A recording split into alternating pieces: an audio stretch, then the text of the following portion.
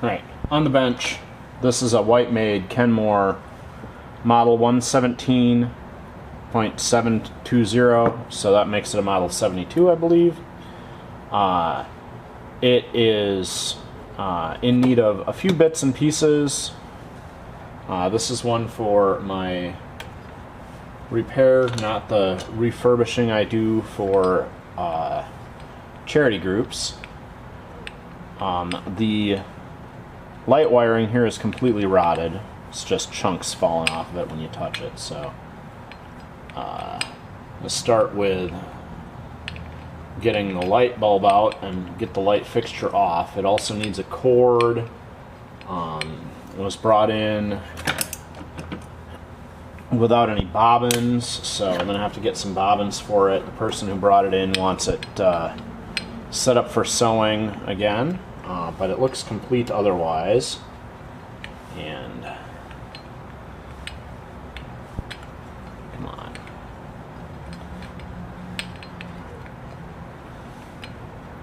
They really do not make getting these bulbs in and out very easy at all. There. This bulb is the fat style of screw base. Set E17, I think, is the size that is. Ooh, and this bulb is damaged, so whenever I get that. Oh. And this fixture is kind of loose on there. Maybe I can weasel a screwdriver in around the bulb.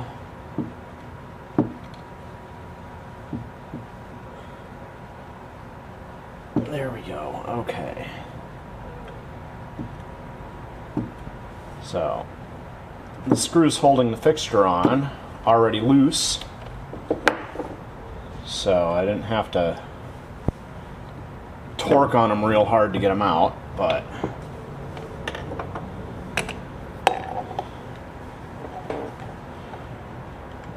and so now we got,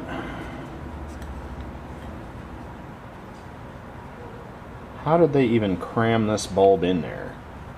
They did a heck of a project cramming this bulb in here. No wonder it's busted. There we go. See, it's all loose. So that's definitely junk. But people put all kinds of bulbs in these things, whatever they can get to fit at the time. So for this fixture, yeah, alright. This cap comes off, and then there's the cover.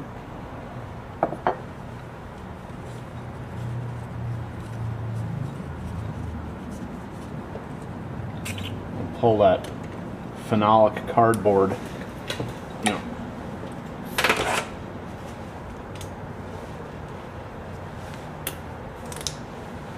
Alright, phenolic cardboard out of the way, and here are the screw terminals on the lamp fixture. And pop those loose and tug this rotted wire off.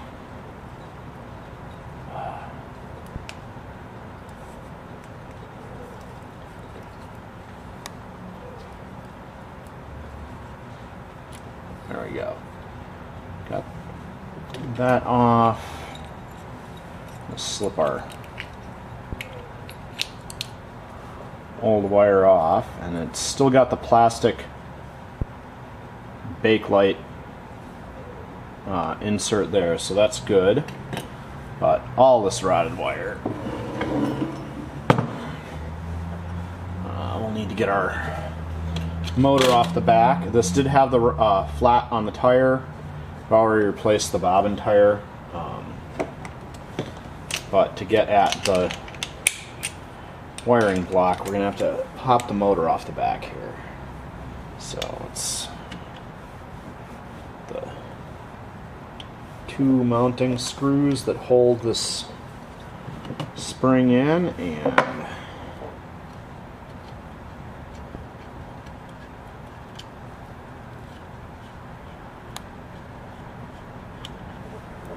those two screws, those two holes. There's our bracket, and we'll just be able to pop this open.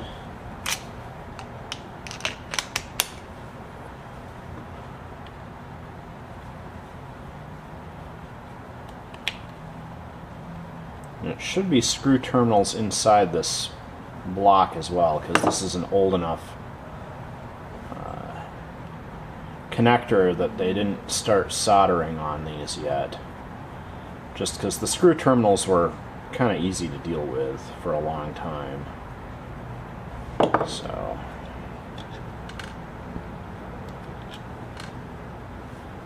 oh yeah, perfect. So you can see our motor wires are coming in here, and they're in good shape because they haven't been disturbed really. They also weren't exposed to the elements in the way that the lamp wires would be.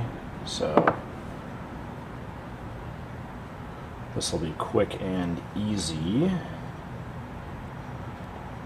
And they are ring terminals on these old wires though, so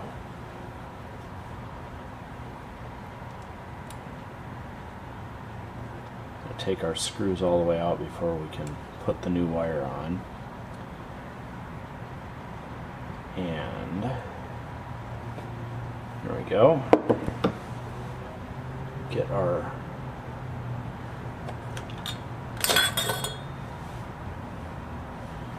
haha, this bit of wire that I had left is just the right length, so we'll just stick that right in there.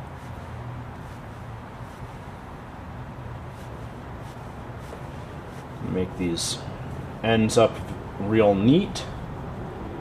And it does have separate passage for each wire to come out of the block.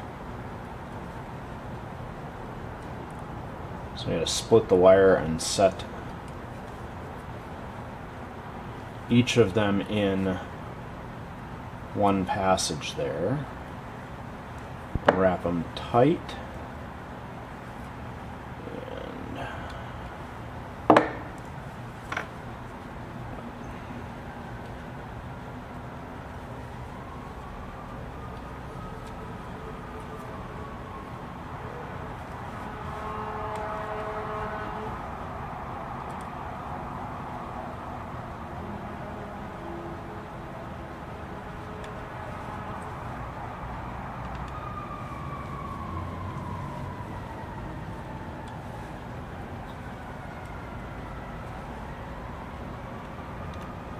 there's our two terminals put back on.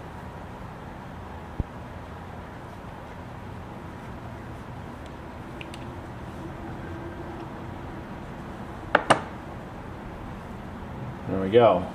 Double check that I don't have any stray wires between the blocks there. And then this cap does have a big space for the motor end and two smaller spaces in it, so you have to make sure that you put it back on right way round. Match the big hole for the motor end of the connector so that it all fits nicely before we put our screws back in.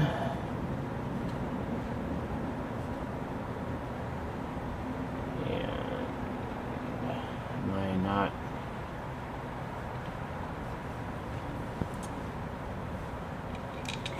trying to make sure I don't cross thread these because they are finer screws. Okay, this one went in real nice, and this other one here, okay, that one's not, is going in. All right, because these screw into a, you know, odd double threaded block that fastens to the side of the motor. So of all the places you don't want to be stripping a screw, you don't want to strip any of these kind of standard fasteners that go into a strange double threaded fastener or anything. So since we got the motor off, we're going to pop these brushes out.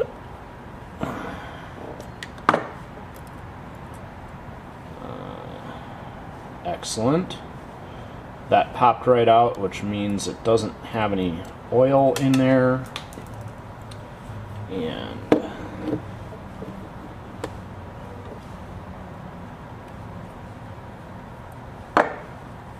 check our other brush to make sure it didn't accidentally get covered in oil. Nope.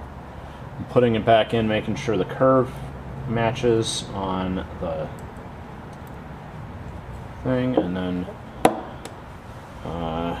I'll be back after we move the camera a little bit. Okay. So we got our fresh lamp wire in the connector on the motor, and I'm going to assemble the lamp socket onto it before we reattach the motor. In part because I need to finish servicing the machine before we get too far ahead of things. But split this, get our little short pigtails here. This is 1/2 3/4 inch of wire, and then tuck our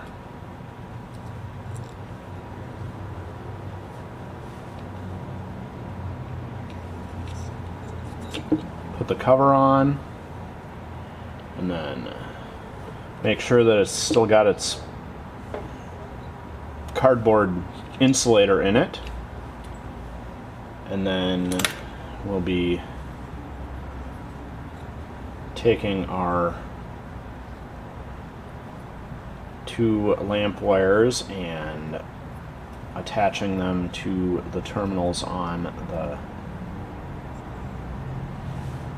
lamp. So just get one here,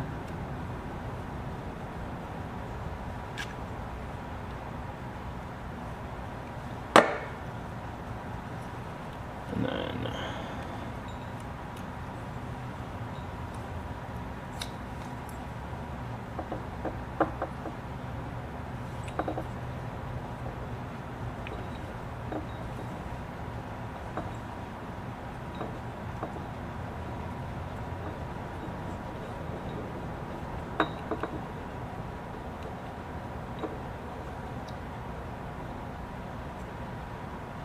the second one is always a little bit harder because once the first one is in place, you got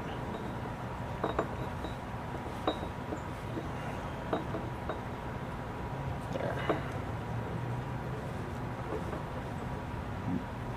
That wire is anchored to something. So there. Both wires in place, and put our phenolic paper insulator on, set our socket back together here, and put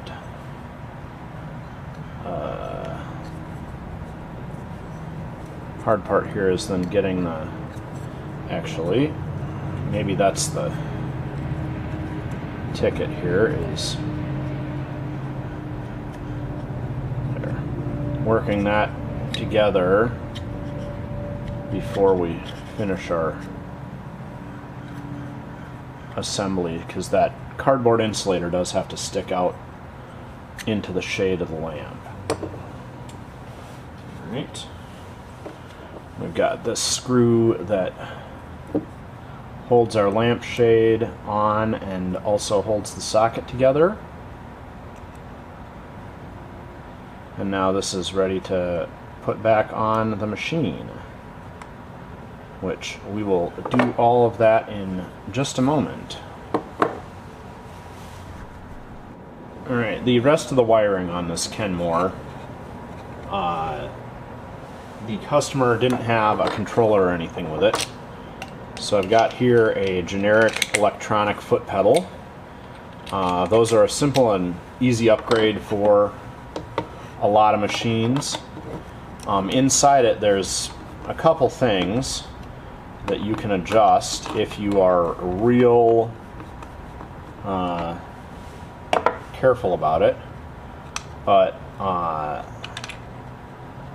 and a couple things that you should know how to do if you decide to get one of these. This is the control part of the slider. When you push on the pedal, it runs up this slider. There's a fuse in most of them, so if you have an issue with one of these and it dies, you can always open it up and check this fuse. This style, it's got 2 screws for the pivot, so pivot screws come out and then the cap comes off. And then there's a potentiometer here.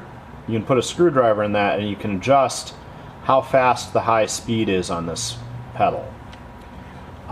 It's supposed to be set to be, you know, full power, but if you for some reason would like it to be slower overall, you can certainly adjust it to not be as fast. So the important feature is that fuse. If you've got one of these electronic pedals, it should have a fuse in it, and you can always check the fuse if you have issues with your pedal. But otherwise, there's just 2 big terminals in here, and they're the same controller terminals that you use on a old style controller out of your wiring harness. And then this has a strain relief pad here.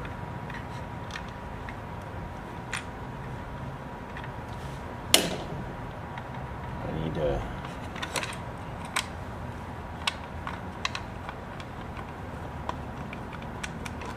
get this tightened down so that if you throw the cord on the ground, it doesn't pull the wires out of the terminals. A lot of old pedals, the simple easy way that you did, you know, strain relief on that was just put a knot in the wire so that there's a knot and then the 2 terminals. Alright.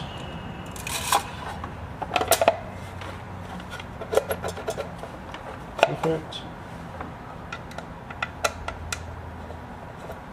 And then this is just the 3-blade socket. This is a 660-5 is the part number on this one. I don't remember what the Kenmore part number is, but you know, White used that style of socket on electric sewing machines that they made for 20 or 30 years, so they're very easy to find. You just have to look up the White 3-blade or Kenmore 3-blade connector. So, alright.